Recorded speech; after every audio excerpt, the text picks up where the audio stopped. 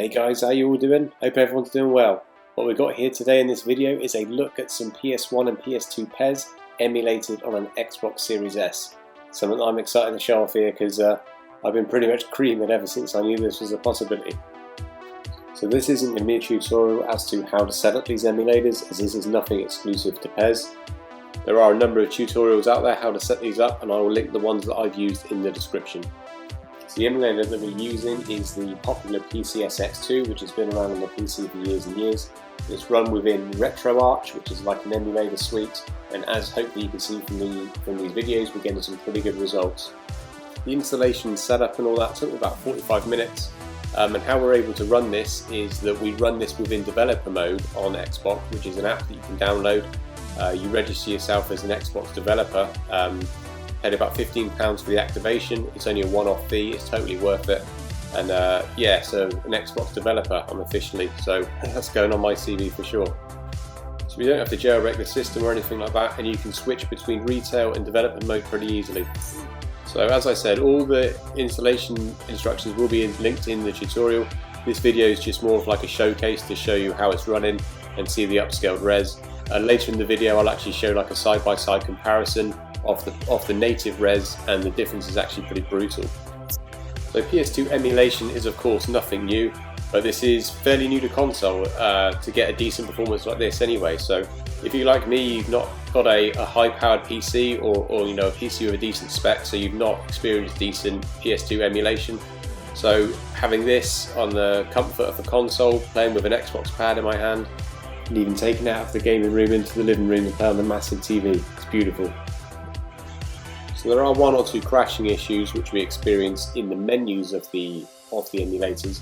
This is the PCSX2 version, which is specifically built for the Xbox.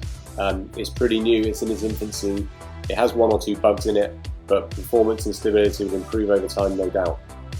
So it is new, so there is some limitations compared to the PCSX2 PC version.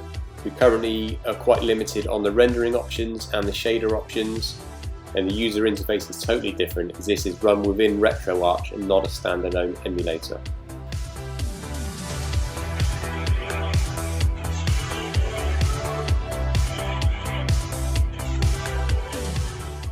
But currently, gameplay wise, it runs absolutely fine. It appears to be running at full speed. Don't seem to be getting any frame rate drops, so as I said, really impressed with what I'm getting so far.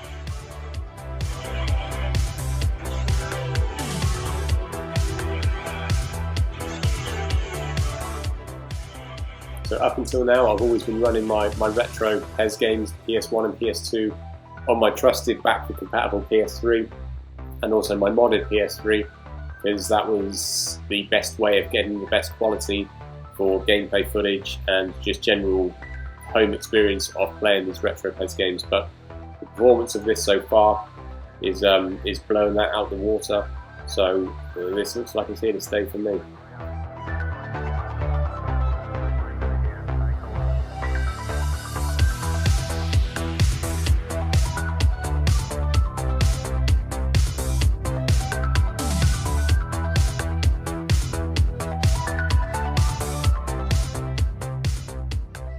So thanks to the power of the Xbox Series S and even the Xbox Series X, I'm told there's not much difference on the emulation between the two consoles because they both have a similar CPU.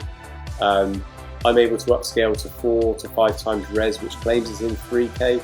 These videos are only going to be 1080p because my capture device here, the AVerMedia 2 Plus, is a 1080p capture device. But in front of me, this is looking incredibly sharp and incredibly crisp, and that's on the monitor and even on the big living room TV. So it claims 3K. I'm not even going to begin to claim and bullshit that I know what I'm going on about, whether I'm truly actually getting that or not. I have at times tried to push it higher than that, but that's when we start getting a little bit of gameplay slowdown. So I found the 4x, 5x res is the sweet spot at the moment.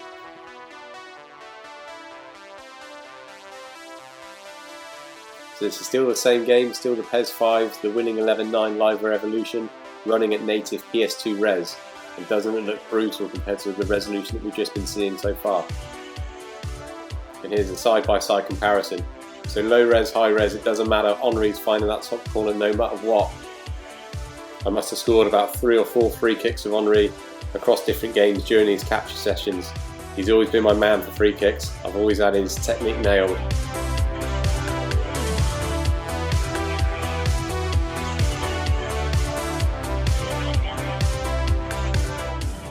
So coming up later in the video, I'll show off a couple of other PS2 games so you can see how nice they look.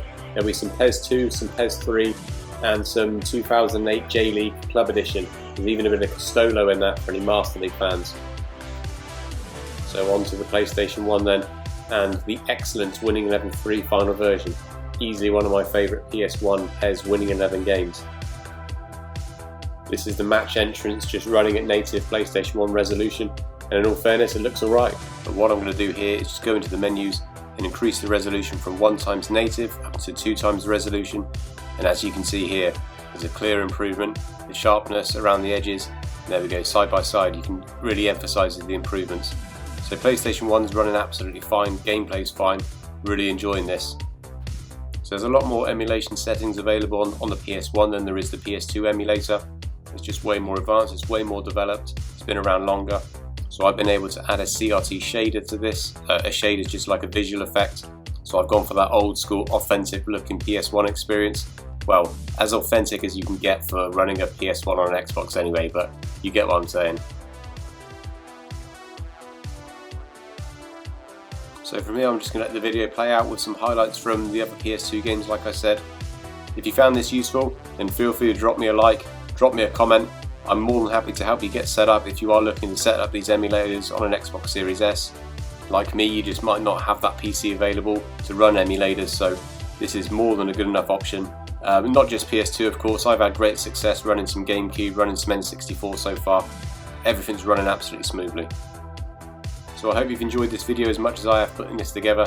It's been great playing all these old games again. Not that I need much excuse to go and revisit some of these classics.